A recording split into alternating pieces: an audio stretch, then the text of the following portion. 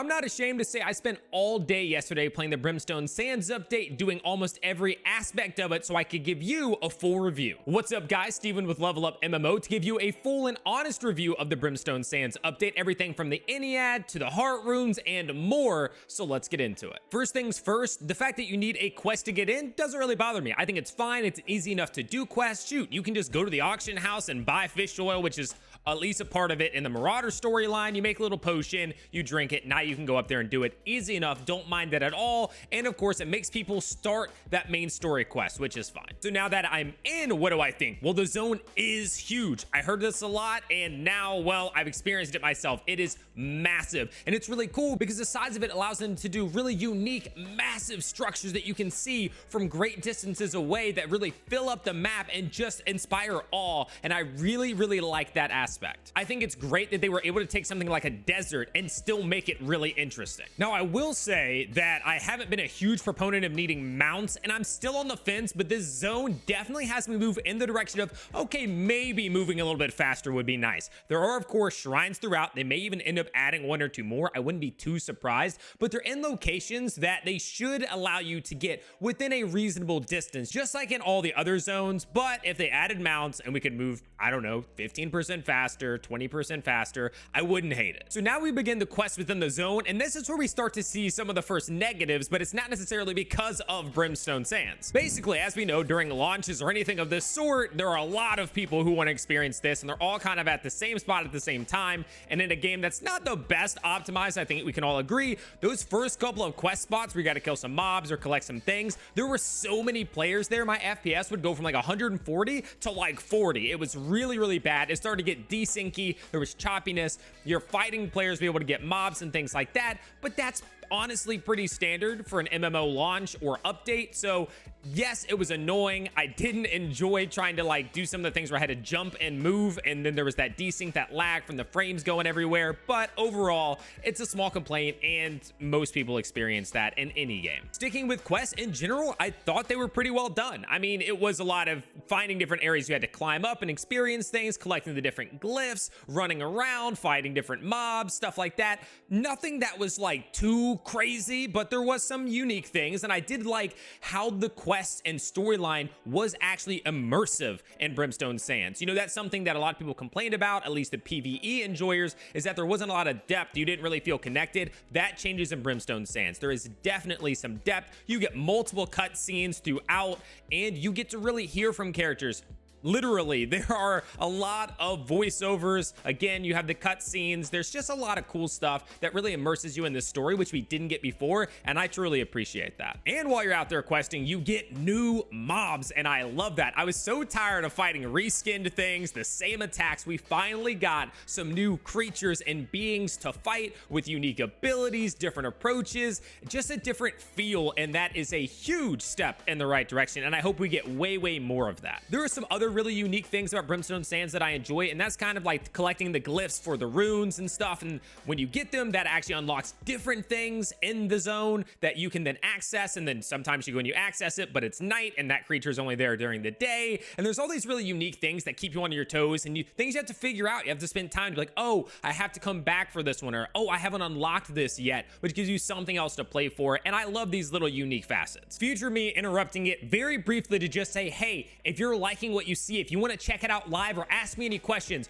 feel free to pop on my stream, twitch.tv/heartbreaker_TV, where I'd love to chat with you and experience Brimstone Sands together. Okay, back to the video. So now we'll talk about the Heartrune. So the Heartrune's cool, pretty easy to get, and because I opened a bunch of tuning orb cases, I was actually able to get like 4 or 5 of them right off the bat, which is really cool. I think I have 4 or 5 now because I got one more for completing the quest. Of course, that's the cannon blast one. Overall, they're neat. They're cool. I think they could be more powerful. Actually, I think they're a little lacking. I mean, the cannon blast is single target, does like 2.7k, somewhere around that, which is fine. But then I also realized these are the minor Heartrunes, so it's going to get better. It's going to gain some perks, maybe deal some more damage.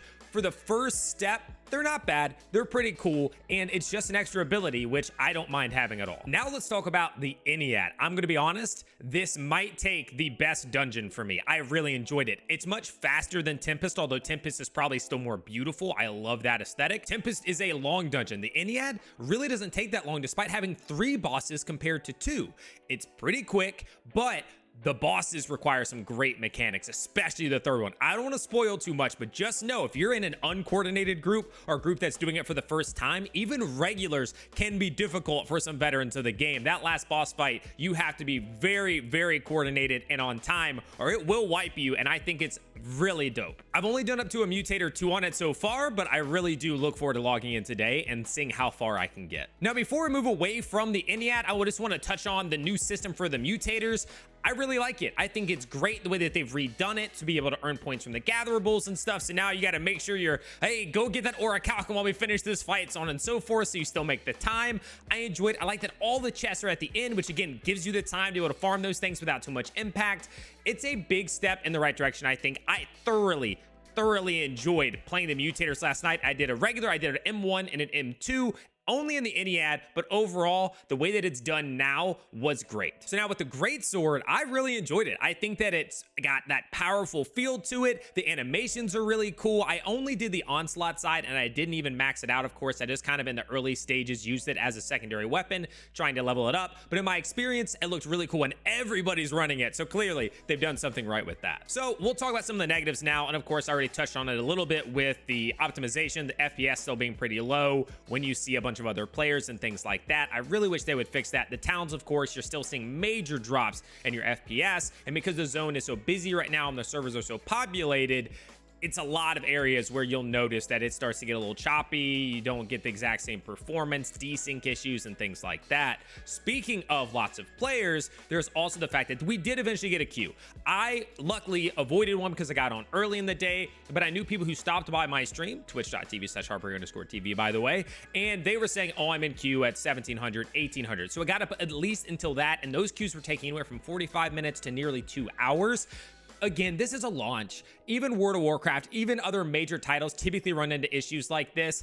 It was the first day of it. I'm sure it will get better with time, and they did open up new servers. If people don't want to be in this queue, maybe they can jump ship, go over there. But overall, guys, this happens everywhere. This isn't just a New World issue. Overall, I think it's a great content update. I thoroughly enjoyed my first day in it. I'm looking forward to logging back in. I know there are many things I still didn't get to experience. I want to level things up. I want to get my sets ready. I want to run the Ennead even more because it was truly fun.